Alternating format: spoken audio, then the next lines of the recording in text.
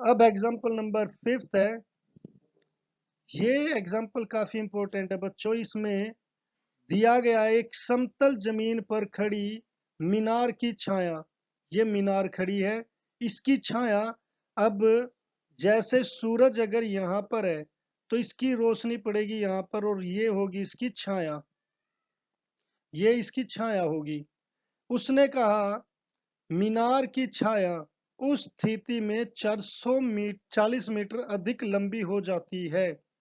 यानी कि ये 40 मीटर लंबी अधिक 40 मीटर लंबी अधिक लंबी हो जाती है। ये 40 मीटर और हो गई यहां से। जबकि सूर्य का उन्तांश यानी कि अल्टीट्यूड 60 डिग्री से घटकर 30 डिग्री हो जाता है। जो सूरज का यहाँ पर सूरज ऊपर है, यहाँ पर सूरज नीचे आ गया। ठीक है, तो ये कितना हो जाता है, 60 डिग्री से यहाँ पर अभी कितना था ये हम देखते तो 60 डिग्री, और अब इसकी ऊंचाई कितनी हो गई यहाँ पर हमारी, ये ऊंचाई जो सूरज की ये रह गई 30 डिग्री। तो इसीलिए जो ये छाया थी पहले पहले यहाँ तक थी, और जैसे वो नीचे आएगा तो इसकी छाया 40 मीटर और बढ़ जाएगी। तो ये है इसका क्वेश्चन। अब उसने कहा डी बी, उसने कहा डी बी छाया की लंबाई है, जबकि उन्नयन कोण 30 डिग्री है। यहाँ पर डी बी पहले यानी कि छाया की लंबाई है, डी बी छाया की लंबाई है, जबकि उन्नयन कोण 30 डिग्री है। मीनार की ऊंचाई ज्ञात कीजिए। ये ज्ञात करनी है मीनार की ऊंचाई h। तो पर बच्चों हमारे पास दो ट्रायंगल हो गए, दो एंगल, एक 30 डिग्री का, एक 60 डिग्री का। अब इनके नाम देने की बारी आ गई। जैसे अगर हम देखें यहाँ तक दो ट्रायंगल बन रहे हैं, अगर इससे पॉइंट ए ले ले, इससे सी ले ले, तो एक तो ये ट्रायंगल हो गया 60 डिग्री का सी डी ए, और एक हो गया सी डी बी। इसमें दोनों में हमारा ये परपेंडिकुलर कॉमन है, जो हम इसे लंब बोलते हैं, ये दोनों में कॉमन है। तो एक से पहले लंब निकाले, फिर दूसरे में रख दे। और ये जो मेरी ये एक्स है, ये जो पहले इसकी मीनार की छाया थी। तो इसे कैसे करेंगे बच्चों, पहले मीनार का नाम हमने क्या लिया, सी डी है। उसकी छाया पहले 30 डिग्री 60 डिग्री पर ए डी है, और 60 डिग्री पर बी डी है, 30 डिग्री पर सॉरी। माना मीनार सी डी की 60 डिग्री व 30 डिग्री पर छाया क्या क्या है, एक एडी 60 डिग्री पर एडी है, व यहाँ पर क्रमशः और लगा लो बच्चों। इस क्रमशः का मतलब होता है 60 डिग्री पर एडी है व 30 डिग्री पर बीडी है। हमें ज्ञात क्या करना है, मीनार की ऊंचाई। तो ज्ञात करना है मीनार की ऊंचाई।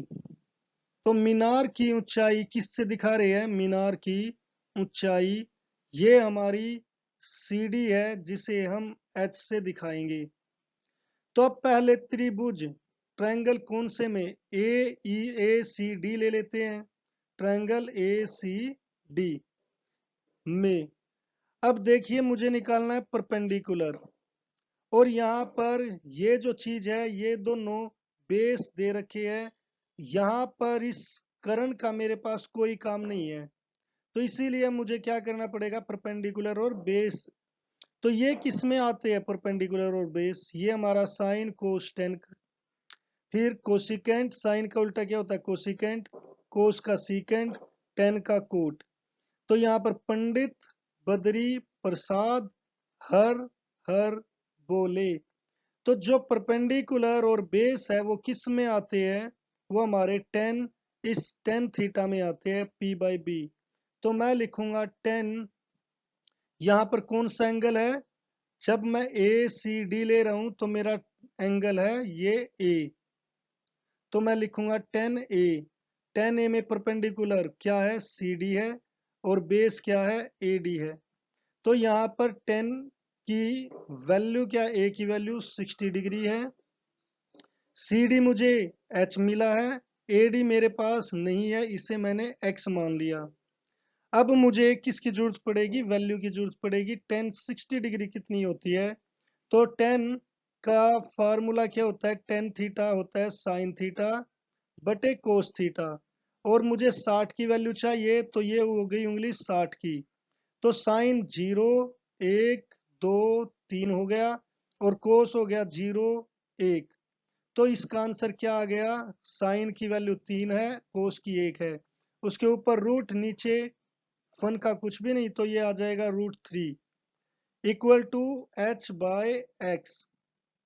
अब यहां से x की वैल्यू आ जाएगी, √3 के नीचे आप 1 लिख दो, तो ये x की वैल्यू क्या आ जाएगी, क्रॉस मल्टीप्लाई से ये होगा √3 into x equal to h। तो x की वैल्यू आ गई h बाय √3। अब हमारे पास जो दूसरा ट्रायंगल है वो है BCD में। BCD में भी क्या है, परपेंडिकुलर है, और ये पूरा बेस है BCD में। तो इसीलिए इसमें भी कौन सा फार्मूला लगेगा, 10B का, और इसमें परपेंडिकुलर क्या हो गया, CD, और बेस क्या हो गया, BD। अब 10B, B की वैल्यू इसमें कितनी दी है, 30 डिग्री दी है, तो ये 30 हो गया। CD मेरा मुझे अभी H दे रखा है, और BD मेरा कितना है, ये मेरा BA प्लस AD के इक्वल है, BD मेरा ये पूरा। अब 1030 की वैल्यू चाहिए, तो 1030 वही साइन बाय कोस है, तो साइन की 0 पर 1, यहाँ पर 1, फिर कोस चलेंगे यहाँ से उल्टा, 0 1 2 3, तो 10 की वैल्यू क्या आ जाएगी, 1/3, इसके ऊपर रूट, तो इसका मतलब 1/√3 आ जाएगी। यहाँ पर आ गया h। अब BA मेरा कितना है, 40 है, और AD मैंने कितना लिया था, x लिया था। अब आप क्रॉस मल्टीप्लाई कर दो, तो यहाँ पर क्या आ गया, 40 plus x equal to h√3। अब x की वैल्यू मेरे पास यहाँ इक्वेशन फर्स्ट में है, x की वैल्यू, तो यहाँ पर आप लिख सकते हो 40 plus h by √3 equal to h√3। अब ये देखिए, ये भी h है, ये भी h है, तो हम इन्हें एक साइड ले लेते हैं, और जो और चीज है जैसे 40 है, इसे दूसरी साइड, यहाँ पर 40 ऐसे कैसे, यहाँ पर √3h, इसे हम √3h लिखेंगे, फिर माइनस h बाय √3। अब यहाँ पर इसका एलसीएम होगा बच्चों, इसके नीचे डिनोमिनेटर में कुछ नहीं है, तो हमने 1 ले लिया, ये आ गया √3, 1 और √3 का एलसीएम। ये 1 जब √3 को डिवाइड करेगा तो √3 आंसर आएगा, √3 की √3 से मल्टीप्लाई क्या हो जाती है, 3h आ जाएगा, माइनस जब ये √3 को डिवाइड करेगा तो आएगा 1, और h 1 जा h, ये आ गया 40। तो यहाँ पर 40 इक्वल टू 3h प्लस के है, ये माइनस, तो दोनों घट जाएंगे, घटकर 2h आएगा बाय √3।